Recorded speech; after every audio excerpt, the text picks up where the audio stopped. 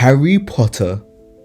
Within this video, we'll be focusing on House Elves, one of the most prevalent non-human characters that we see within the wizarding world. As their existence is so heavily tied to wizarding society, whether you see them or not, they are the cooks, the cleaners, caretakers and seekers of otherwise impossible to locate items. They do their utmost best to not only serve their wizarding masters, but to satisfy their every desire, no matter how much harm it may bring upon themselves. There are multiple instances of this, such as Dobby's harsh treatment by the Malfoys, where his punishment for not satisfying their every need could range from anything, one of the most notable being to have to iron his own hands. This dissatisfaction from their masters can be stated, but is not always a requirement, as if a house elf feels that their master is dissatisfied or if their actions are betraying them, they will take their punishment into their own hands without their master commanding it. As a species, we are shown countless times that they are subservient, meek, and for all intensive purposes, the slaves of the wizarding world, passed down through generations only to be largely abused by their wizarding society. But ever since I watched The Chamber of Secrets as an 8-year-old boy, I remember asking why. Why did such a powerful creature like Dobby, who could evaporate, cast wondrous magic, and even disarm and harm a wizard, serve someone like Lucius Malfoy? As a child, I was able to suspend my belief and accept that this was just the way things went in the wizarding world. But as an adult, there is an urge to get to the root of their servitude. Through their research, I have learned that there are many different theories for why the House Elves are the slaves of the wizarding world, alongside one that I've had for a while, and in this video, I will delve into a few of them. House Elves and Brownies. The first theory that piqued my interest was that House Elves are shaped by the brownie, a creature that originates from English and Scottish folklore. Within these cultures, brownies are considered to be spirits or fairies that will inhabit an individual's home, doing chores around the house such as cooking for the family, cleaning the home, particularly the hearth, of the fireplace and caring for the family that has allowed them to stay. Within these cultures, it was always known that brownies did not like to be seen, so would often work at night, and were also suspected of having the ability to turn invisible, making it appear that house chores were magically being done. And in return for the brownies' hard labour, humans would leave them gifts of gratitude such as food or milk that they would leave in corners of the house that brownies were known to inhabit. Now, some of these aspects of the brownies' mythology, such as doing chores around the house and serving a master, are clearly reflected in the House Elves. However, there are still some clear differences that question the validity of this theory, such as the level of respect that brownies demand from the humans whose homes they inhabit.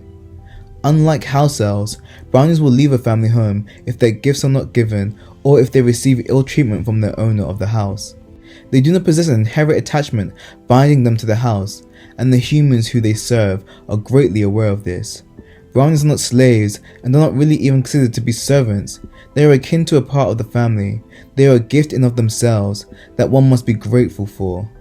But one key part of the brownie lore that one could argue is responsible for the theory and may have influenced J.K. Rowling's creation of the House Elves is their attitude to receiving clothes.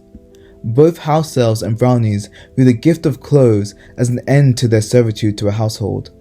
Within the wizarding world, most House Elves would see this as a dreadful thing, as it would signify them as a failure and as unwanted. As we can see through the character of Winky, it is enough to drive some House Elves to a state of depression. Yet we also see that for the minority of house elves within this world like Dobby, this is seen as a dream come true, as it is a gift of freedom from a life of serving a possibly cruel wizarding family. Somewhat similar in brownie mythology, it is unknown as to whether brownies take offense of the gift of clothes or see it as a tremendous gift. Some speculate that if one gives a brownie a gift of clothing, it might also change their perception they have of themselves, now viewing themselves as too grand to work. And in other tales, it is speculated that the gift of clothing breaks a curse over the brownie, or merely is the only means of breaking their contract of servitude. As one can see, there are many similarities between the brownies and the house elves, but they also have many differences, and just because the house elf may be based on the mythology of the brownie, does not mean that within the wizarding world there isn't another reason for why they are so subservient to wizards.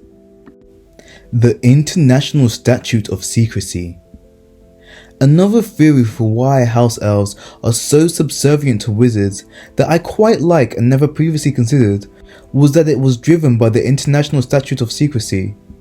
Now, for those who are unaware, the International Statute of Secrecy was established within 1692 and was started by the International Confederation of Wizards to protect the wizarding world from the Muggles and hide their existence from non-magical creatures, which was largely brought about due to the emergence of the witch trials, which largely caused Muggles fraternizing with humans to be seen as not only dangerous for said wizards, but also a reason for a wizard to be outcast from wizarding society. While it was rare that wizards and witches were ever caught by humans, this was not always the case, as wizarding children were particularly vulnerable with their lack of control over their magic.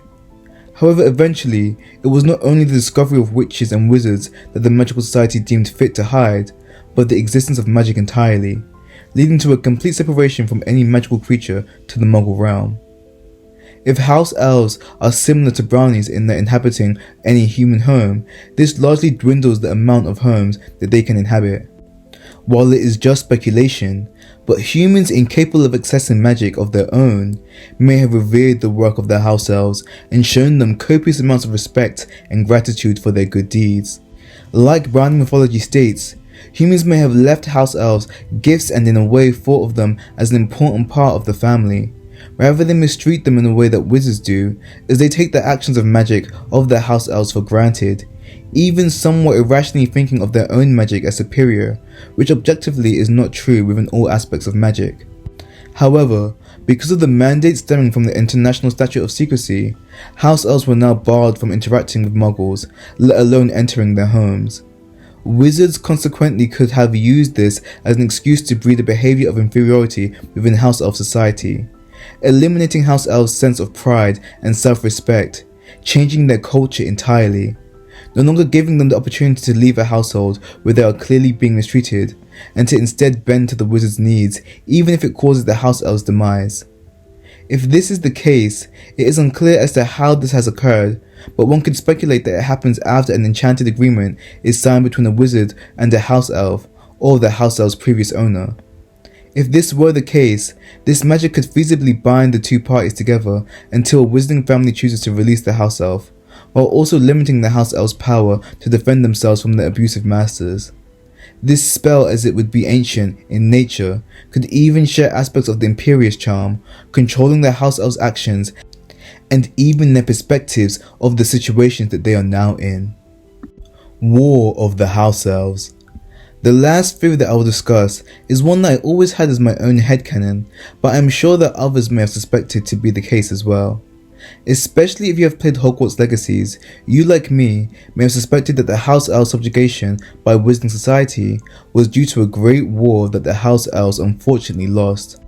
Personally, if this was the case, it is my belief that it would have occurred in the distant wizarding past before a lot of their written history, which is why it is just believed that house elves enjoyed their servitude rather than believing that this was forced upon them. And while there is no definitive lifespan stated for the house elves, it is speculated that they lived for centuries, meaning that this war from the house elves' perspective may not be as long ago as it was for the wizards. If this is the case, I believe one of the agreements that resulted from the war would be that house elves henceforth must serve wizarding society and not intentionally improve their magic, as we are already aware that house elves, like most other sentient beings, are not allowed to wield a wand or bring harm to wizards. Yet still there is the question to how house elves, such powerful magical creatures, would have been defeated by wizards, who in a large majority, especially within Europe, have been shown to require wands to perform impressive feats of magic, while house elves have been seen doing the same magical feats with a snap of their fingers or a wave of their hands, without having attended years of school or tutelage. Instead, this is shown as something that is innate to them. For me, the only real answer would be that wizards used an underhanded means to end this war. In my mind, the war most likely started due to wizards or possibly humans within wizarding assistance encroaching on sacred land to the house elves, by some means demolishing it for their own purposes, which subsequently caused a war to emerge between the two parties. I specifically believe the war to start over land, as realistically, there is nothing else that the House Elves are shown to revere, not money, titles, or even food. But the homes they are allowed to reside in is seen as everything to the House Elf. So if they once possessed a home of their own, and had no need to reside in the homes of other creatures, I believe that House Elves would protect this with their lives. Now, what possible means the wizards may have used to win this war, that is almost impossible to say. Through the series, we have seen how far some wizards are willing to go through the use of dark magic, and whether they won the war with an invention of a new curse, the creation of a forbidden beast like a basilisk, or through some other means, only the author of this world could ascertain. If you enjoyed this deep dive into the theories of why the House Elves behave in the manner that they do, then please, I implore you to comment "W is free" in the comments. And don't forget to like, share, comment, and subscribe.